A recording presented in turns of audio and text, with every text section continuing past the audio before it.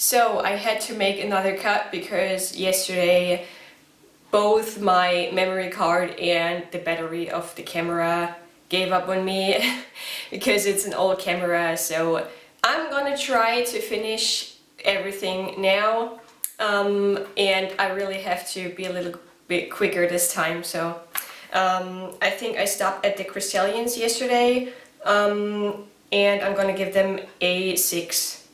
Then we have the Crucible Knight and the Misbegotten Warrior in Redmane Castle, which is a pretty tough combination, but so far I was able to finish the Warrior before the Crucible Knight arrives. So if this is always the case, I think the fight is pretty fair, but it always gives you like this, you know, this feeling when you get to the end. At least that's for me. So really cool and intense fight, and I also love the plaza. Really a very good place for boss arena. So I'm gonna give this a 7.5. Then we arrived in Dragon Barrow. Yeah, I was pretty much disappointed a little bit when I found out that you just have to hit that dragon grail and you cannot fight them. So that was a little bit of a disappointment for me, honestly. Like, it's just free rooms, so to speak. Then we have another beastman. I think there's 2 of them in the Dragon Barrow cave. Yeah, just a regular fight, so I would give it a 6.5. Then we have another dragon. I already talked about the bell-bearing hunters. Gonna speed up a little bit today. Then we are already at the Altus Plateau, where we have another assassin as well, and the Godskin Apostle in Windmill Village.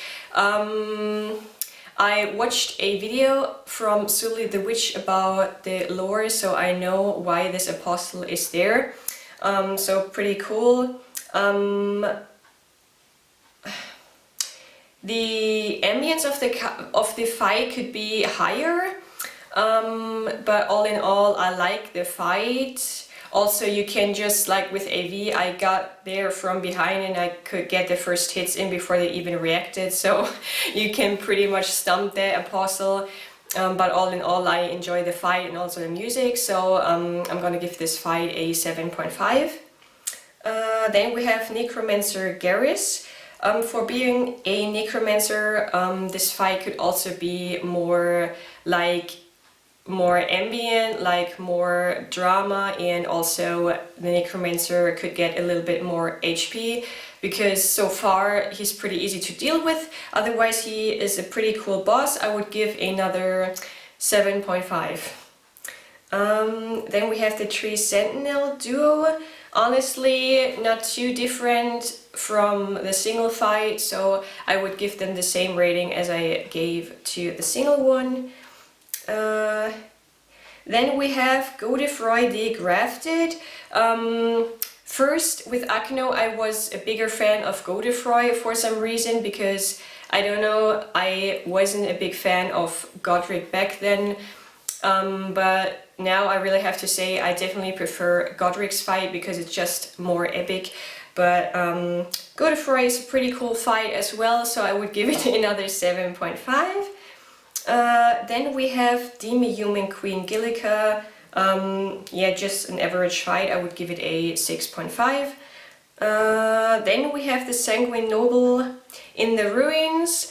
Also, I wish this boss had more HP because it's a very cool fight, so I would give it a 7.5 again. Then we have Wormface boss in Altus Plateau. Yeah, like the Wormface with their Deathblight and their overall design, pretty disgusting and very cool at the same time. I wish that Wormface boss would also have a little bit more like of a higher setting, like more epic setting, or like more disgusting. But all in all, I like the fight, it's very fun, so I would give it another 7.5. Then we have 2 Crystallians again, so I'm gonna skip them. Then we have Miranda the Bloom and the Omen Killer together. Lore-wise, I don't know why these two are together, honestly. Yeah, nothing so special about that fight. I would give it a 7. My favorite. My favorite rating, I guess. Then we have the Falling Star Beast in the Grotto side. I think from all the Falling Star Beast fights that we have, I think we have 3 in total. This is my favorite fight simply because of the setting. I guess from the major areas, Altus Plateau is my favorite, like one of my favorites. So I really like the setting of this fight, and also the fight is pretty balanced. So I would give this a... I'm not sure if I should give an 8. I'm gonna give an 8. Then I think we already had the Ancient Hero of Summer, so I'm gonna skip that one. We are in Mount Gelmir now, and we have another dragon. We have the perfumer Trisha with the Misbegotten warrior together, which also holds a special place in my heart because I think not many people saw this. I had a Let's Play episode. I think this was one of my least successful episodes. Fortunately, because I embarrassed myself so hard. Like, they kicked our ass so many times and I couldn't remember the way back to the boss arena, so this was really embarrassing. And as you know, I think I said it in the last section of this long video yesterday, that the Misbegotten warriors always gives me a run for my money. It's always scary to me, so definitely a fun fight. I'm gonna give this one an 8. Then I think I talked about the Grafted Sky, and I'm pretty sure I did. Then the full-grown Falling Star Beast definitely is on the tougher side, and I guess people are divided on that one. I guess some people love it, some people loathe it. I would say I'm in between there. I like the fight, but not too much, because he can be pretty aggressive and can piss me off as well, especially with his one-shot attack, with his gravity attack. So definitely a tough one. Also, when you start in the arena and they immediately run towards you, so pretty tough beast. I would love to try the weapon, though I haven't tried the weapon so far. I would give the beast this one I give a 7. Then we have the Kindred of the Rod in the Seathwater Cave. I love the enemy design. Also, the sound is top notch. I love the sound of those enemies, and also the attack they're doing, pretty cool. So the design is really cool, and I also like the weapon. Acno has the Pest Glaive, I think it's called.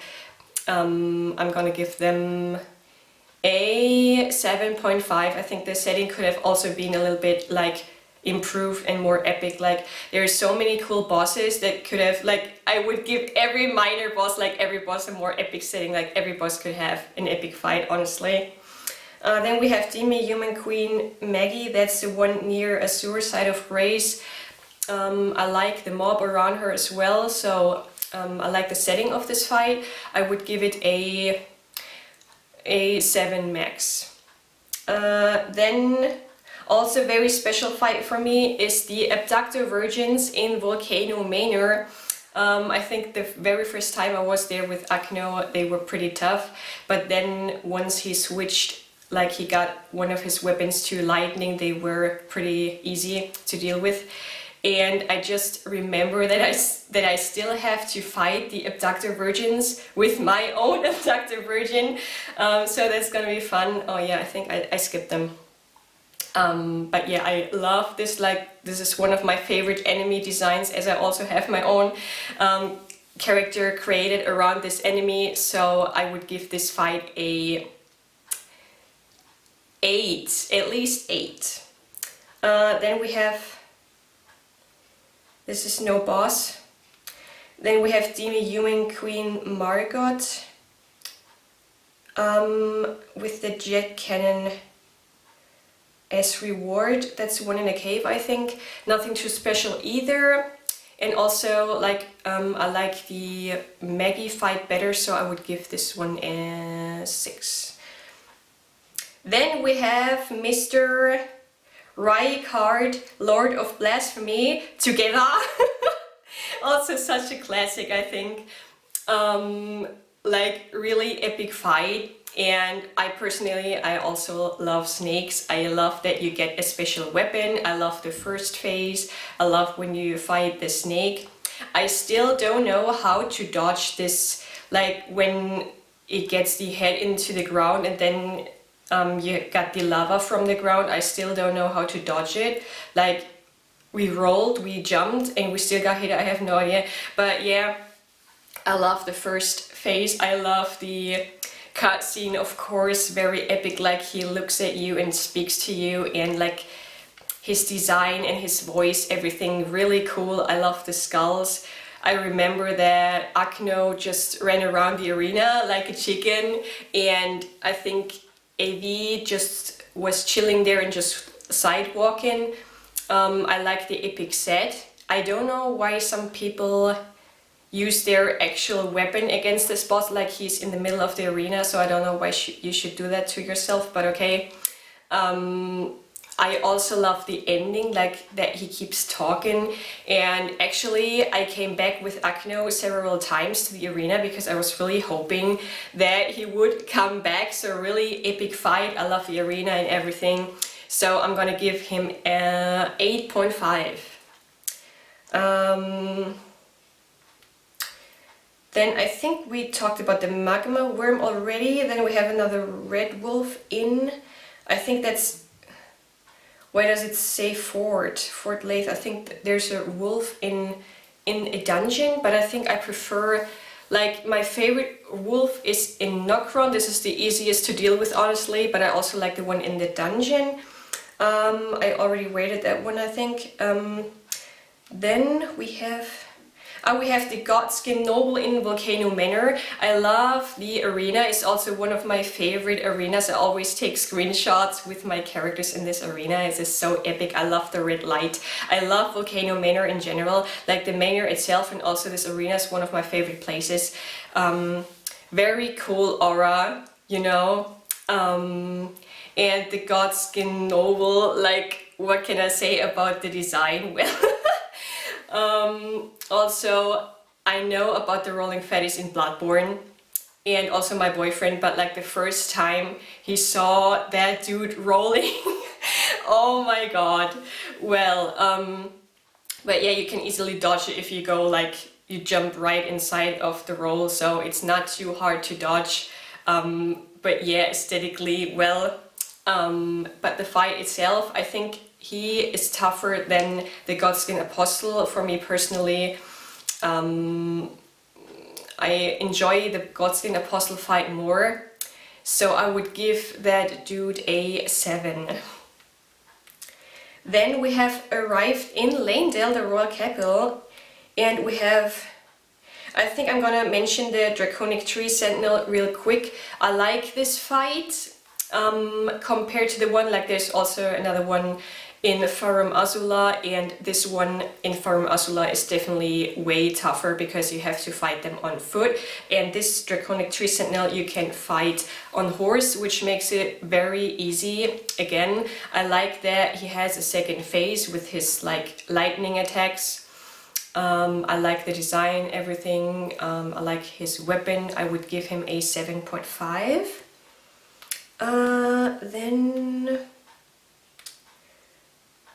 Then we have the Fell Twins in the capital outskirts. That's where you take the lift. And then you have this black arena, like blackening out, and then there's those two dudes. Not too difficult, especially because you can fight one after the other, so nothing special either. I would give it a 6.5. Then we have the Onyx Lord in Seal Tunnel. Nothing too special either. I would give it another 7. Then we have Godfrey. It already mentions Horalu, but I think I'm gonna talk about his projection first.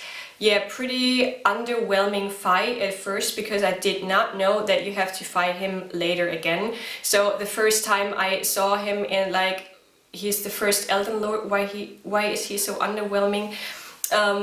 So yeah, I would give the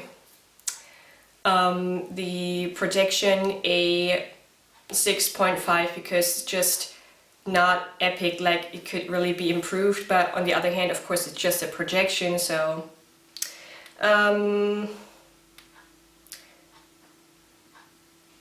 then we have another Grave Warden Duelist. I think I talked about them already at the beginning, so nothing too special either. They get the same rating as the one in the beginning. Then we can skip the Forbidden Lands, and we come to the Consecrated Grounds with another Putrid Grave Warden Duelist. I guess I'm gonna give them the same rating, so I guess it's a 7. Then we have another Mimic tier. Actually, I don't remember anything. I don't know if I already talked about the Mimic tiers, but I think I did. I'm absolutely not sure. But if in case I didn't, I'm just gonna say it again. I love the Mimic tier. For me personally, it's a very special boss, because I put a lot of effort in the creation and the background of my character. So it's every time it's pretty epic fighting yourself, or like your characters fighting each other. So always a big fan of them.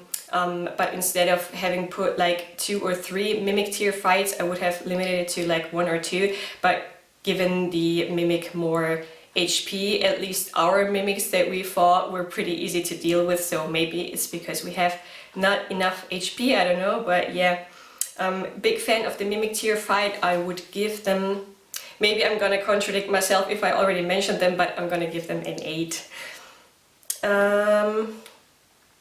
Also not sure if I talked about Astel.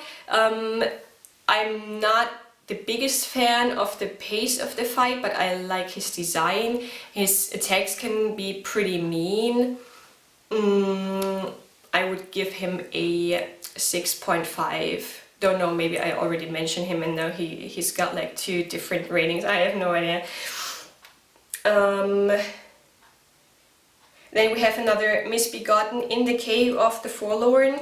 Also another, like, I was so scared fighting him because I was going for the weapon trophy and I knew, okay, I have to fight that boss again. And I was so scared, and he can be pretty tough as well. So I guess with Acno I spammed Bloody Slash against him.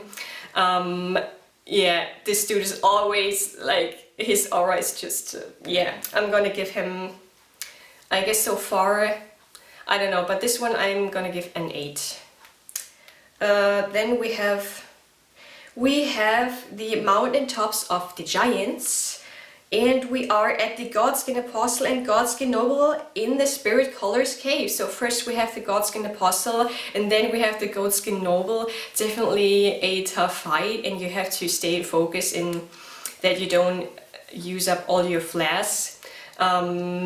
I find the Noble tougher, so yeah, all in all, also a very exciting fight every time. And then at the end there's the snail as well, so don't forget to kill the snail.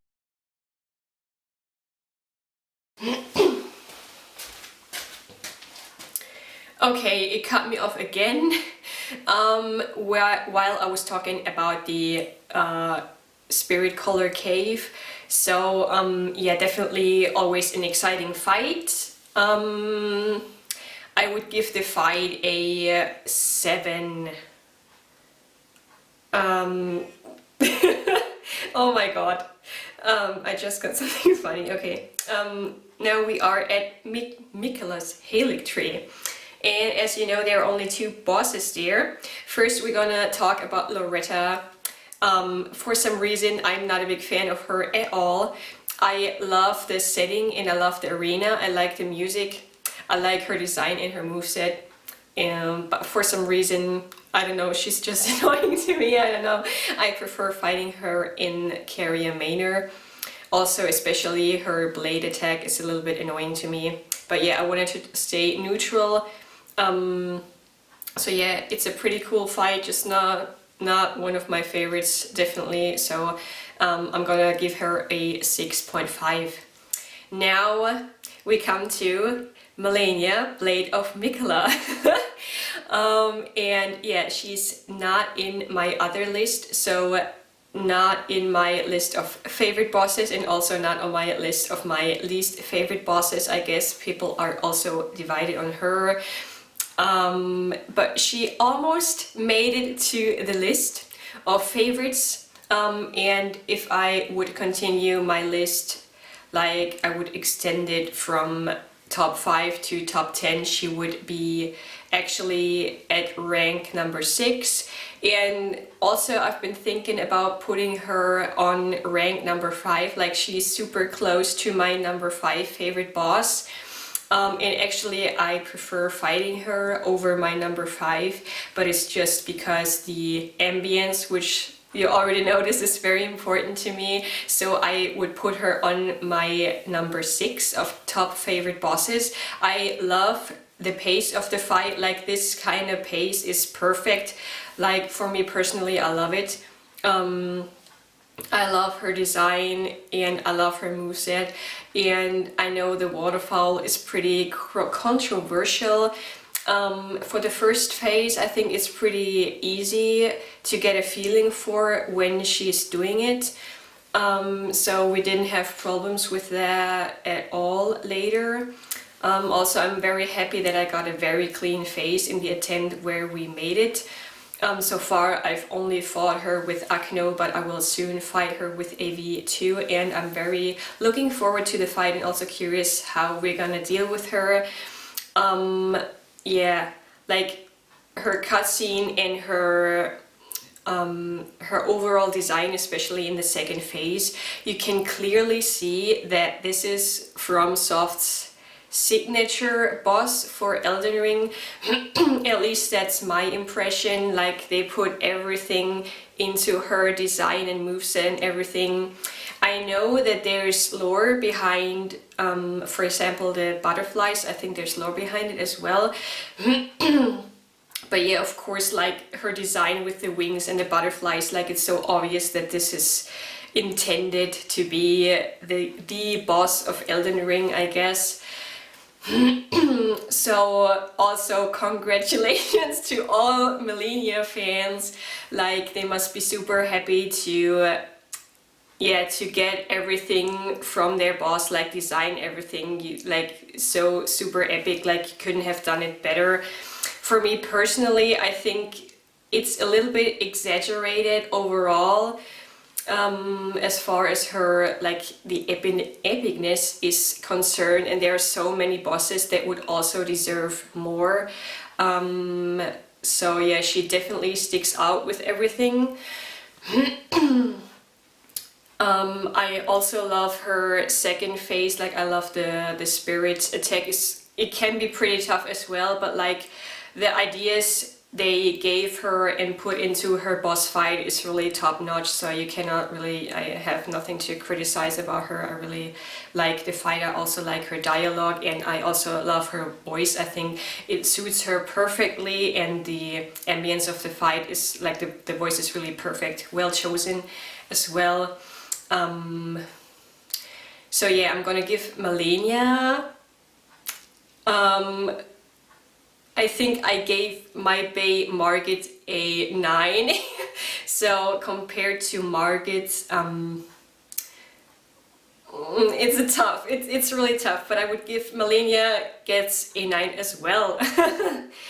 Okay, but of course my Bay Margit will always like be above Melania.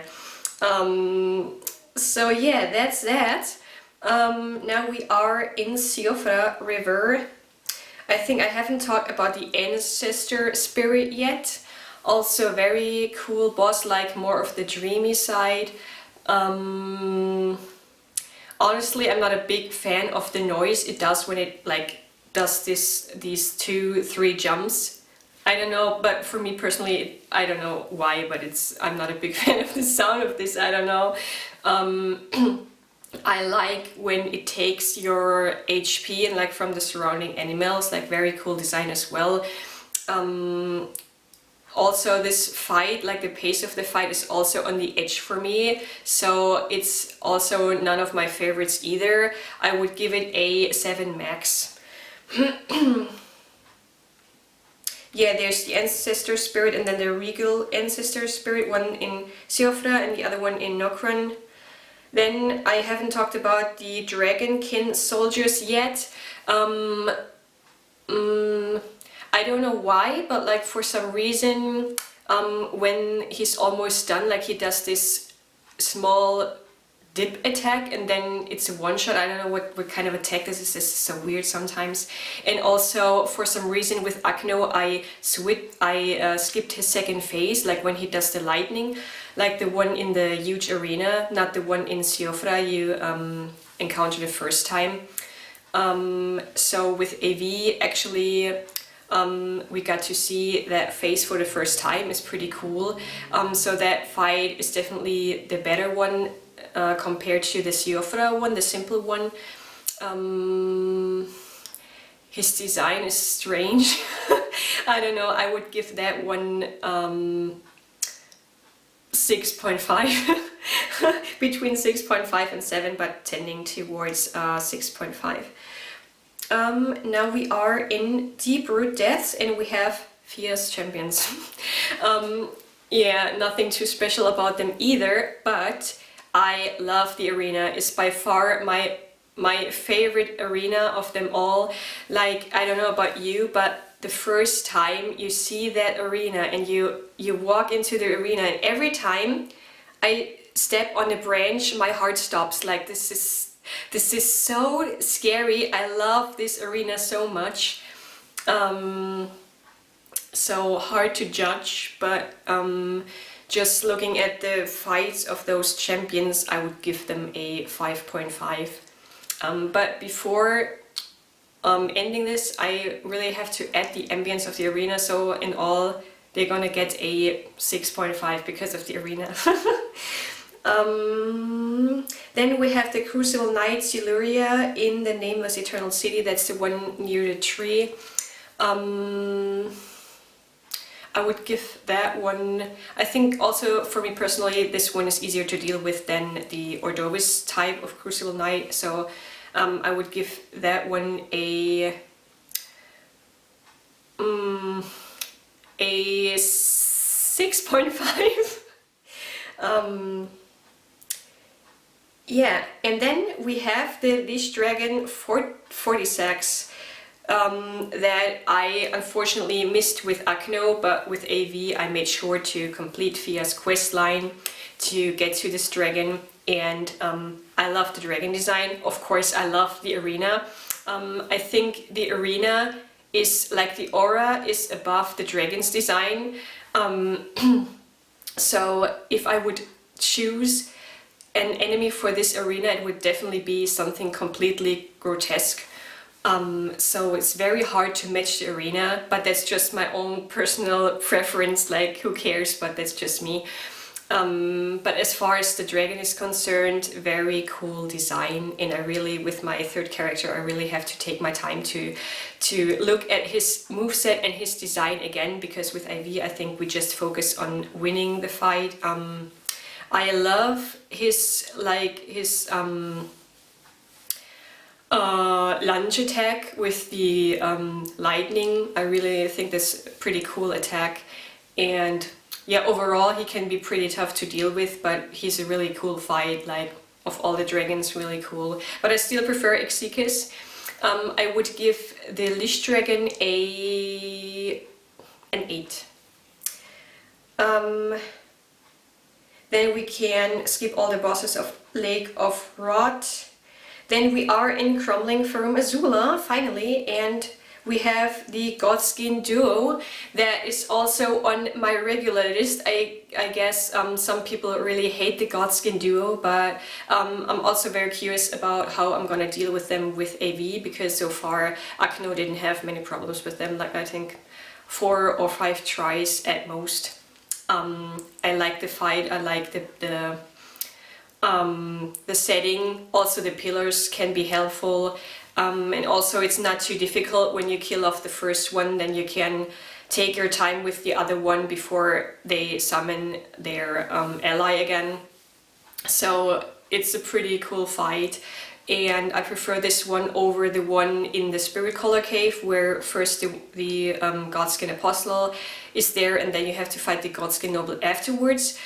So I actually prefer this fight when they are both together. I think it's very fun, like there's always something going on really cool and they throw their shit at you and stuff. So I'm gonna give this fight an 8.5. But that's really the max, but yeah, they're pretty good.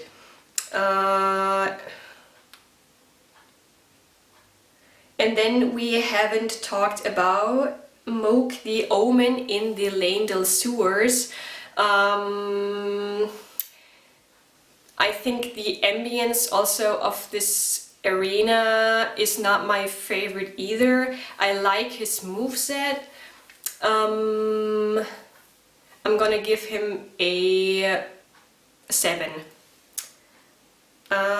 Then we have our Sir Gideon Ofnir, the all-knowing. Also, for me, honestly, not too much of a surprise seeing him there, because he keeps repeating that he also wants to be Elden Lord. Honestly, when we fought him, we would have almost wrecked him, but then somehow he kept spamming his attacks, and I guess we weren't too aggressive, like not aggressive enough. And like his magic does a shit lot of damage, so he can be tough, but I wish he had more flasks, like come on. So there's also missed potential in this fight here, because I really like this fight as well. And like him doing the Malenia attack was pretty funny to see, because just this cute little flower compared to Malenia's Scarlet Aeonia, so also missed potential here. And I will always give him the information. I know that if you don't tell him about all the bosses you fight, then he's not gonna have the attacks, but where's the fun in that? So I will always provide him with the information. So he gets a 7.5.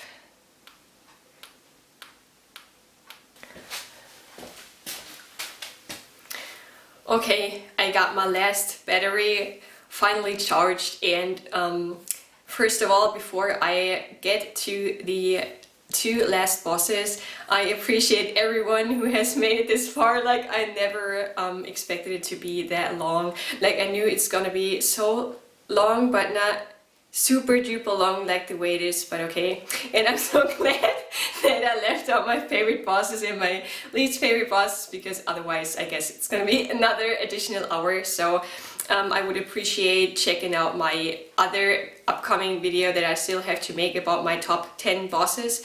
So yeah, stay tuned for that one. I hope maybe this is going to be more interesting for you than this one right here. But yeah, thanks so much for watching this video. Oh my god. So yeah, we have 2 bosses left, and first we are gonna talk about Godfrey the First Elden Lord in his actual form.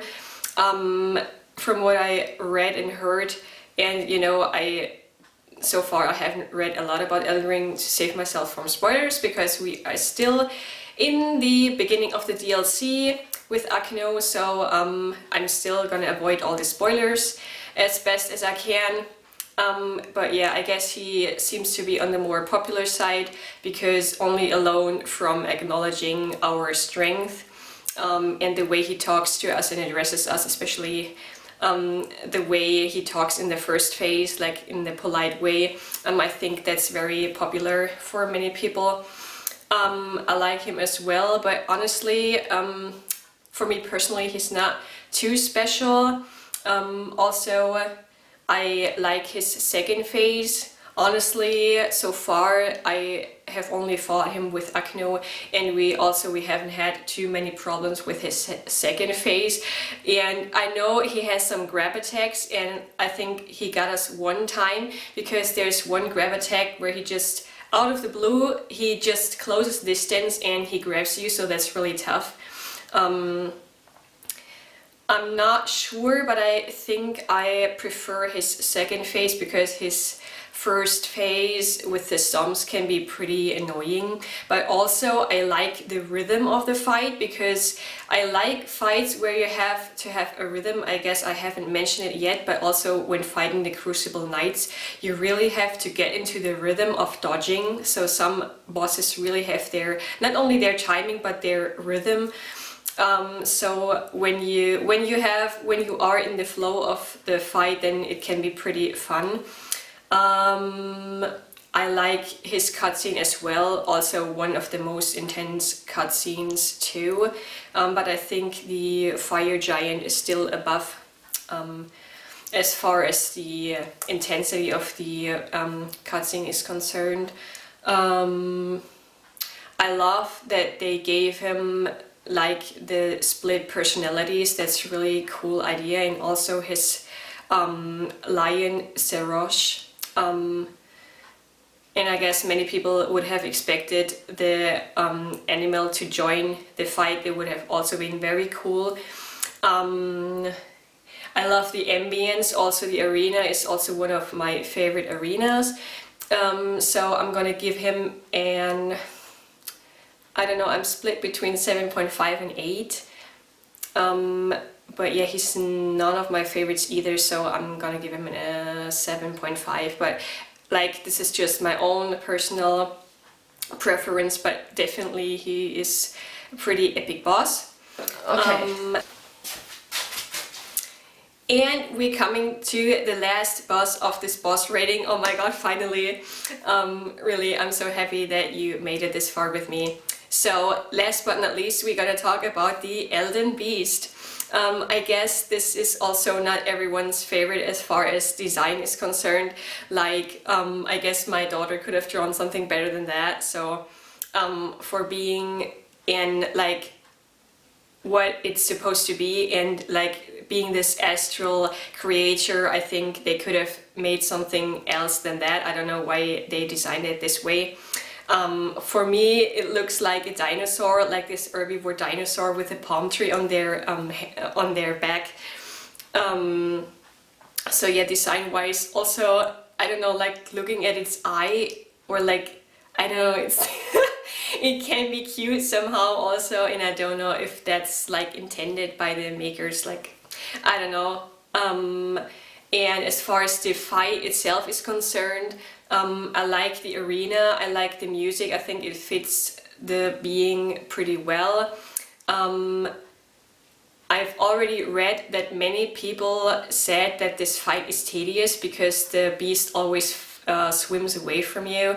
But honestly, if they find this boss tedious, then they have not fought a very tedious boss before, like, come on. I think it's very easy to catch up with it, and also it attacks you anyway, so you always have to stay focused. So for me, the fight always stays interesting. I don't know why so many people complain about it, and I also I've seen something where someone got on torrent. So actually, if you didn't know, I didn't know that, you could actually use torrent to catch up to the beast, but like I wouldn't do that personally, but like you could do that. But yeah, like every time it flies away from you, like you have to look out for another attack. So I think, like, I don't know why people think it's tedious. For me, it's not tedious at all. I like the attack, and I don't know if you already know this, but there is a flask that you can mix in your physique, and that's why that's what we used also with Acno, and he drank it in the very last second. I think the attack already started, but fortunately it counted that it transforms. Oh my god, it's time that the video is gonna end. It transforms your damage, like the holy damage, into LP, so that's super cool. So you could use that flask when it does the Elden Stars attack, which can be pretty annoying. But all in all, I like its attacks, especially the Elden Ring attack, where you have to jump over the Elden Rings is really cool and also very fair, because you have enough time to react and turn around, and then as far as the attack is over, I think the beast appears right next to you so you can attack it. Also, what's very, very cool is the sound when you hit it, like this glass sound again is very cool.